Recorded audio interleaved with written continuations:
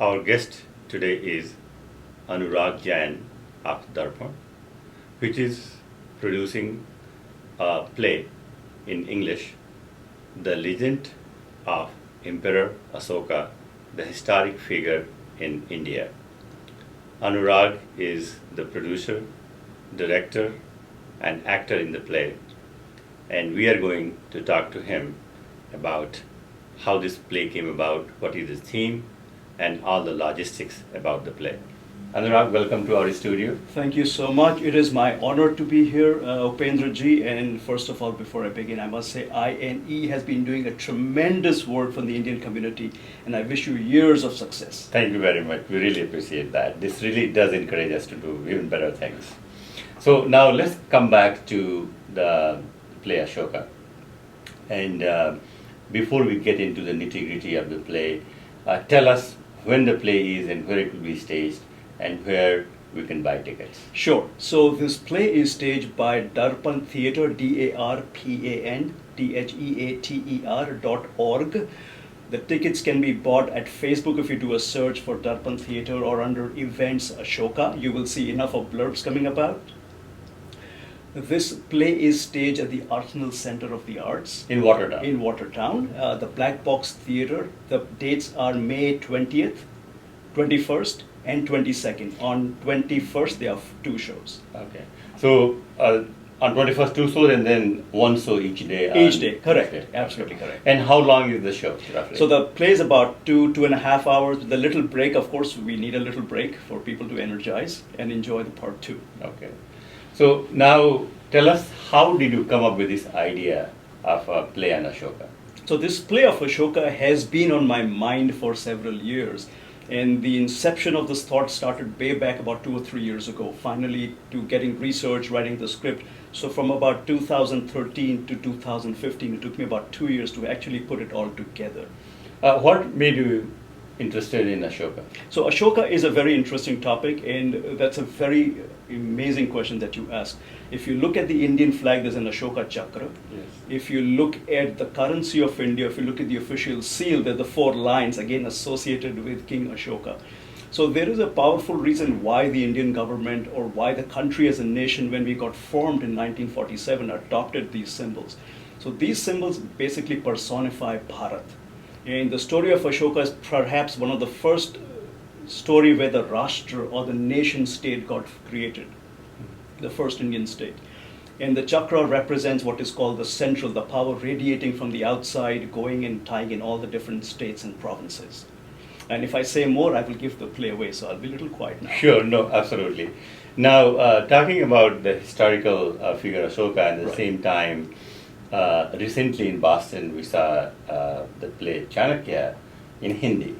And of course, a similar historical period we are talking about. Correct. And some people had some issues with understanding the Sanskritized Hindi in that play. What about the language of Ashoka? So Ashoka is in English, and the reason for putting it in English is because all the various generations of Indian Americans can understand the play. So it's not the first, it's the second, the third. Secondly, all the various Indian communities can understand it in a medium that is easy for everybody to understand. So it overcomes the challenges that probably were presented by the previous presentation, which was very Sanskritized. And it allows us to even create that same quality of discourse that was there in that previous play. Now, it is very challenging, it can be very challenging to depict that part of history and how you are going to bring forth that decode, that type of ambience on the stage. So the ambience primarily is bought by what we call the dialectics, which is the dialogue. So you have to write that quality and those values, but said in a way that people can understand. So certain words would be there which we cannot compromise. For example, dharma, when we speak of dharma, we say kshatriya. Those are very clear and powerful words. The second is using a range of costumes as much as we can here in New England. The third could be the use of lights and sound, and possibly some stage design imaginary to create and evoke a passion of that time. So now, personally, I have been always fascinated by costumes because yeah, I think costume do play a role, especially if we're doing a historical play. Right. So who is the person who has come up with the costume idea, and how did you guys work out? So primarily, I wore many hats in this play. I have been the playwright, the director, the producer. So I'm also the costume designer. A lot of research, and thanks to the internet and other books that are there, historical books, that we found some closeness to the costumes. Obviously, the costumes that those days were a little more promiscuous. We cannot have so much of exposure. So we have to scale it down to the sensibilities of today. So in terms of dhoti would be more appropriate than the kind of dresses they wore, which was more fine clothing, lot of non-clothing on the upper part of the body. We cannot have that. So a lot of heavy emphasis on long hair, and which, so you have to kind of find a way to compensate those things. Heavy accented of jewelry, iron. So how to work some of that to give the feeling that yes, this can work out. And how many actors are there in this play? So there's a huge cast. The cast, if you say just actors, would be about 13 to 14. Okay. We also have this play where the first time we have narrators. The narrators are also part of the cast. Okay. And this ties in with something what we call in the Sanskrit drama Sutradhar story. So they bind the story, they create an atmosphere of mystique and intrigue. And we also have dance pieces which are purely classical in sort of a celebration. And a unique piece in this play is that we have a part which shows the transition of the king from a killer to a compassionate king. Actually, I love that title. When Yes. I think we did a Q&A with you earlier, and I just totally fell in love with that one sentence from killer, to a compassionate king. From a killing machine to a compassionate Com- person. Yes. person. And it has a lot of power, it has a lot of destiny that somebody is able to do that. Yes. Now, this leads me to another question to you is, what really fascinated you about character Ashoka? So for me, the whole story of character Ashoka is that, starting with India. So what made us as a country so great in historically? So we always say we are a country who has non-violence, and we never attacked another country. And so I tried to look for what was those certain episodes that really could glorify that piece. One was, of course, the spread of Dharma and Buddhism across the whole part of. So going backwards, said, okay, who's this person who did that? And that was Ashoka. And he did that, and was he always a very calm and compassionate? No, this person was actually a ruthless killer. He did a genocide where he killed over 100,000 people. Now, if you go back 300 BC, 100,000 is probably more than 1 million in today's terms. So that is a crazy guy. And how can somebody so crazy just suddenly transform? So there's a mystery here. We need to unfold that. So now, just to give some kind of a historical perspective, so if you go in timeline, Yes. so you had a Buddha first before Ashoka, Yes. who had a big impact on him, of course. Right. And then everything else is. So here's a kind of a historical. Okay. So if you go pre-Mauryan, we all know recently that, of course, the whole Mauryan dynasty got created by Chandragupta, who was propped up by Chanakya. Chanakya's Niti and his whole revenge of the Nanda dynasty and so forth. So with the creation of the Mauryan Empire, that was the first Bharata kingdom that sort of started getting created. But prior to that, about 300 years prior to birth of Ashoka, Buddhism really became by the Buddha. Sorry, I just want to clarify. So you had a Buddha, you had Ashoka, and then you had a Chanakya and Chandragupta Maurya. No, so here's the Buddha was prior to Chanakya and Chandragupta. Then came the Chandragupta and Chanakya. Chanakya was followed by Bindusar, son of Chandragupta, followed by Ashoka. So Ashoka is Chandragupta's grandson. Okay. I'm glad you clarified So, that. but I need to add a little piece more. So with Buddhism, there was other dharmic forms that were also very popular at that point. So for example, Jainism was as powerful and poignant as, in fact, Chandragupta adopted Jainism. So, if you say Ashoka being Buddhist, his grandfather became a Jain. So people were exploring a lot of different avenues, and a lot of meditative practices were in their kingdom. Now, if you look at in the historical sense of this play and everything, what do you think? Still, you need to give me that one-line answer, that one thing that Ashoka, this is what the image or value. This is what I learned from Ashoka. So the one-liner is compassion and love for all living beings. That's one of his greatest things. That how a person who could hold a sword in one hand could gently hold somebody's head in the other hand and forgive. So forgiveness, compassion, love, this is one of the key qualities that Ashoka, and how he brought everybody together under one umbrella, how to consolidate. So so if I'm going to see this play, which I will, how you're going to convey, what I'm going to walk away from the auditorium? So at the very top level, you'll get a feeling of sense of pride that, hey, as a nation, how you could actually create an influence across the world with non-violence, for one. Second is that what were the values of Dharma that somebody can understand, which is universal. So Dharma has a universal appeal. And third is also episodes of Chanakya Niti, which is the earliest written manuals on politics, on economics, of foreign policy, of administration. So you will see that how certain of those things and how people argued and thought about those things as well.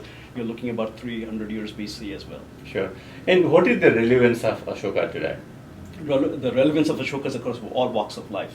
So the basic thought is that what is one guiding principle that you can have in life that will give you that peace of mind no matter what you do at the end of the day. So in a very simple nutshell, that's what the relevance of Ashoka is, that hey, from a person, no matter how your day is, your month is, your lifestyle as a person is, at the end of the day, are you able to go to bed and sleep peacefully? Sure. Now, also we have seen this talking in terms of history here, that there's a lot of interest in theater, especially in the Indian American community in the last 5-6 years, Yes. and we have seen a lot of plays staged here. But most of them have been based on historical themes. And do you plan to do something in the future? I'm sure Darpan will bring some more plays, but you want to stick with a historical theme, or you want to experiment with a modern play, or? I think that's an excellent question. So I'll answer this in two parts. Sticking with historical themes, one, I think we will do that. That's part of what we would like to do. And the reason is because as American or Indian American community, that Indianness, getting a sense of a cultural pride and a heritage or roots will come largely from a history of 5,000 years. Plus, there's a lot of stories in our history that have not come out yet. So those are the stories I intend to bring. They are not easy, much like Ashoka was not easy to bring. But that's the thing that excites me to bring, is the difficult parts of a story that we don't have.